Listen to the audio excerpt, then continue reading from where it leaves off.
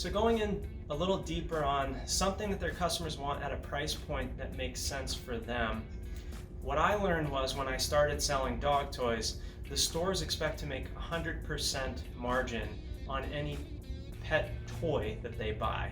So for my example, let's say I wanted my toy to sell for $10 at their store. That means that they have to buy it from me for $5. So when I'm developing the product, I have to consider the margin that I'm looking for in that product and know that I'm going to be able to sell it to them for $5 to get it at retail at $10 so that it can be competitive with other similar products out there, so that it's something that their customers will be interested to buy and they'll make enough profit selling it. That's a really important thing to understand and consider before you start this process. The other thing that's really important, if you're considering selling to independent stores, distributors, and online marketplaces, you really need to go through the information related to all of those, because the pricing structure is different. When you sell to a distributor, obviously the distributor has to make a profit for having salespeople who go and meet with the independent pet stores, actually shipping and delivering and storing the product, etc. So while you might say, okay, if I make my product for $2.50 and I sell it to the pet store for $5, that sounds great.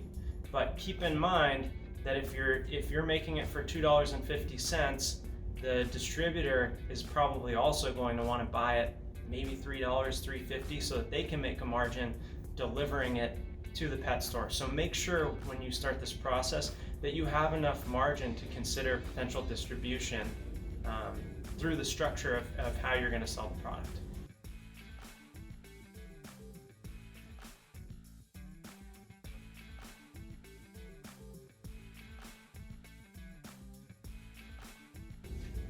So at this point, you're probably thinking, okay, that all sounds great as far as margins go, but how do I know how much I can sell my product for to customers? And actually, it's really easy. The best way to do this is to reach out to a number of your local pet stores, and a lot of them are going to be excited to talk to you about creating a product locally. They'll be interested to help you. And the owners or the people that are making the purchases of the product for the store will likely tell you what margins they expect based on the type of product, and it's different. It's different for treats and food, it's different for toys, leashes and collars. So ask them, what's the margin that you typically get on a product like this? And then the second piece is, here's my idea, here's my product, this is what I think it's going to be. What do you think it can sell for?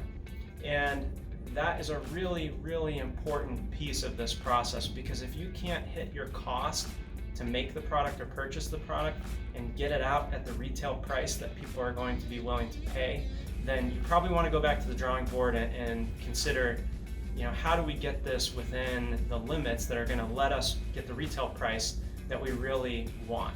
So please consider, when you're bringing this product to market, talk to people who are selling these products.